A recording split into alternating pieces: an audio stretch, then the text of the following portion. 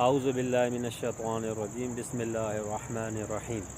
اللہم صلی علی سیدنا و مولانا محمد وعلی آل سیدنا و مولانا محمد صلاۃ تنجینا بها من جمیع الاحوال والآفات وتقضی لنا بها جمیع الحاجات وتطہرنا بها من جمیع السیئات وترفعنا بها عندك أهل الدرجات وتبلغنا بها أقصى الغايات من جميع الخيرات في الحياة وبعد الممات إنك على كل شيء قدير۔ السلام علیکم دوستو، الامان ٹی وی کی ایک اور نئی ویڈیو کے ساتھ میں ہوں ملک اظہر امان، اور میرے ساتھ موجود ہیں پروفیسر فاروق صاحب، جو کہ میرے بڑے اچھے دوست اور بڑے بھائی کی طرح ہیں۔ یہ سر سید کالج آف اسپیشل ایجوکیشن میں وائس پرنسپل ہیں۔ ان سے ہم ریکویسٹ کریں گے کہ ہماری نوجوان نسل کے لیے ایک چھوٹا سا میسیج جو ہے وہ ہمیں ریکارڈ کرا دیں۔ جی پروفیسر صاحب۔ بسم اللہ الرحمن الرحیم۔ میرا آج کا پیغام نوجوان نسل، خاص طور پر طالب علموں کے لیے اور خاص ساتھ والدین اور اساتذہ کے لیے بھی ہے۔ دیکھیں، طالب علم خاص طور پہ جب ہم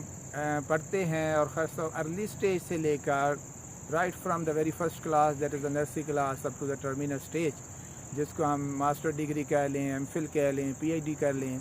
جہاں تک بھی ہم پڑھتے ہیں، تو اس وقت تک ایک طالب علم اپنی زندگی کے دوران سینکڑوں کتابوں کا مطالعہ کرتا ہے، اور اس کے ساتھ ساتھ ریفرنس بکس اور دیگر کتابوں کا ہی مطالعہ کرتا ہے۔ لیکن افسوس کی بات ہے کہ جس کتاب کا ہمیں مطالعہ کرنا چاہیے بحیثیت مسلمان، جس کی طرف ہمیں خاص طور پر دھیان کرنا چاہیے، اس کی طرف ہم دھیان نہیں دیتے۔ دنیا میں اربوں کتابیں لکھی جا چکی ہیں، لیکن کسی بھی کتاب کے بارے میں ہم نہیں کہہ سکتے کہ وہ کتابیں جو ہیں وہ شک سے بالا تر ہیں۔ ان میں بالکل کوئی قسم کا شک نہیں ہے، لیکن صرف ایک ہی کتاب ایسی ہے اس کائنات کے اندر، دیگر الہامی کتابوں کے ساتھ ساتھ صرف ایک ہی کتاب آج جو موجود ہے، جس کے بارے میں اللہ تعالیٰ خود فرماتا ہے کہ لا ریب فیہ ہے، جس میں کوئی شک نہیں ہے۔ حتیٰ کہ جو حدیث کی بکس ہیں، جو سیاستہ اور دیگر جو مسالک کی حدیث ہیں،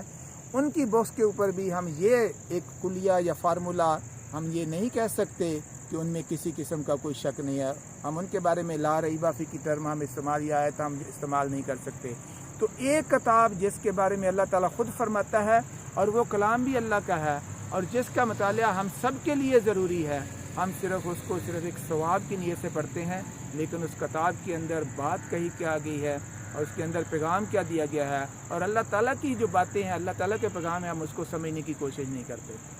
لہذا میرا پیغام آج کی نوجوان نسل سے ہے، ہم باقی کتابوں کو پڑھتے ہی ہیں، لیکن اصل کتاب اس کا مطالعہ بہت ضروری ہے۔ اگرچہ ہم نے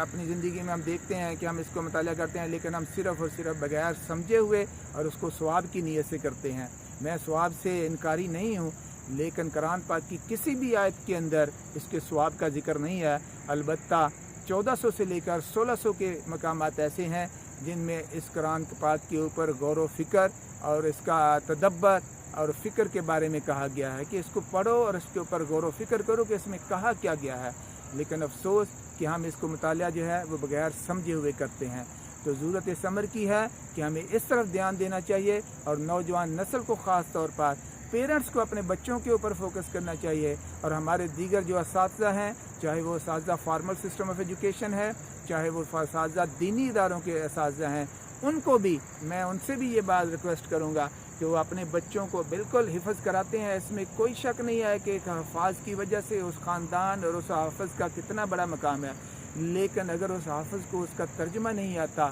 تو اس حفظ کا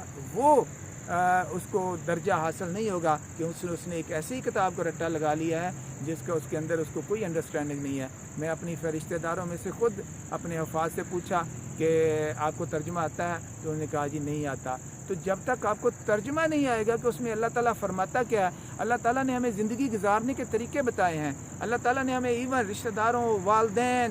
اپنی لائف کو گزارنے کے طریقے بتائے ہیں۔ تو ہمیں اللہ تعالیٰ نے دیکھیں اس کے اندر لکھا گیا ہے، بڑی ایک ہم ہر روز دیکھتے ہیں کہ ہمارے مسلمانوں میں جھوٹ کی بڑی ایک لعنت آ گئی ہے، تو اللہ تعالیٰ نے اس کے اندر لعنت اللہ علی الکاذبین، صرف 3-4 لوگوں کے اوپر اللہ تعالیٰ نے قرآن پاک میں لعنت بھیجی ہے، ایک کافر کے اوپر، ایک منافق کے اوپر، اور ایک اس میں جھوٹا شامل ہے۔ اب دیکھیں جس کے اوپر اللہ تعالیٰ کہہ دے اور 3 لوگ، اب جھوٹا چاہے مسلمان ہو چاہے غیر مسلم ہو بھائی ہو اور چاہے وہ کوئی بھی ہو، اگر وہ جھوٹ بولتا ہے تو اس کے اوپر اللہ تعالیٰ کی لعنت ہے۔ مسئلہ یہ ہے کہ ہم اس کتاب کا مطالعہ نہیں کرتے، تو میری آپ سب لوگوں سے ریکویسٹ ہے کہ اپنی زندگی میں یہ چیز شامل کر لیں کہ کم از کم دن میں صبح نماز کے بعد، میں یہ بھی نہیں کہتا کہ آپ کسی تعلیمی ادارے، کسی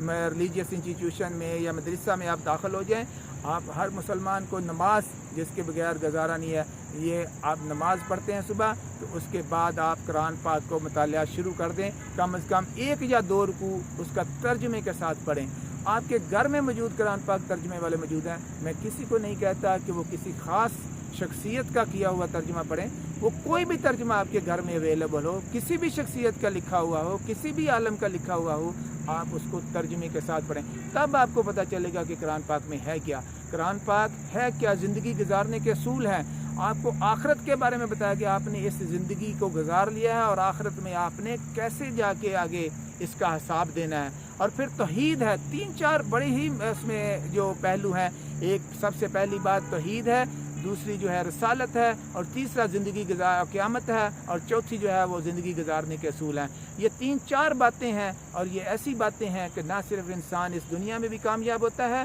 آخرت میں بھی کامیابی کا ذریعہ جو ہے وہ قرآن پاک کا مطالعہ ہے۔ تو لہٰذا کیوں نہ ہمارے پاس جب ایک ایسا نسخہ ہے، اور پھر وہ نسخہ جو اللہ کی باتیں ہیں، اب اس سے بڑا نسخہ کون سا ہوتا ہے؟ کسی انسان کا ہو سکتا ہے، ملک صاحب کی باتیں ہو سکتی ہیں جس کو ہم رد کر سکتے ہیں، کسی اور فرد کی کہی ہوئی باتیں ہو سکتی ہیں جس کو ہم انکار کر سکتے ہیں، لیکن جب ہم کہیں کہ اللہ کی باتیں، تو اس سے بڑی بات اور کیا ہو سکتی ہے کہ اگر ہم اللہ کی بات کا مطالعہ نہ کریں، ہم ارسطو، افلاطون، سقراط اور دیگر جو مغربی فلاسفر ہیں ان کا مطالعہ کرتے رہیں، ہم ڈارون کی تھیوری پڑھتے رہیں، لیکن جب تک ہم اللہ تعالیٰ کا کلام نہیں پڑھیں گے تو ہم کسی صورت میں بھی کامیاب نہیں ہو سکتے، نہ صرف اس دنیا میں کامیاب نہیں ہو سکتے، اگلی زندگی میں بھی کامیاب۔ تو دونوں جہانوں میں کامیابی کا ایک ہی ذریعہ ہے، وہ اللہ کی کتاب کا مطالعہ ہے، اس کو سمجھ کر پڑھنے کا ضرورت ہے اب۔ تو میری آپ سب لوگوں سے گزارش ہے، طلباء سے گزارش ہے، اساتذہ سے گزارش ہے اور والدین سے گزارش ہے، برائے مہربانی اس طرف دھیان کریں اور اپنے بچوں کو قرآن پاک کا ترجمے کے ساتھ مطالعہ کا عادی بنائیں۔ بہت شکریہ، اللہ تعالیٰ ہم سب کو حامی و ناصر۔ بہت شکریہ جی پروفیسر صاحب۔ تو دوستو، اگر آپ کو ہماری ویڈیو پسند آئی ہے تو ہمارے چینل الاوان ٹی وی کو سبسکرائب کریں۔ بہت شکریہ، فی امان اللہ۔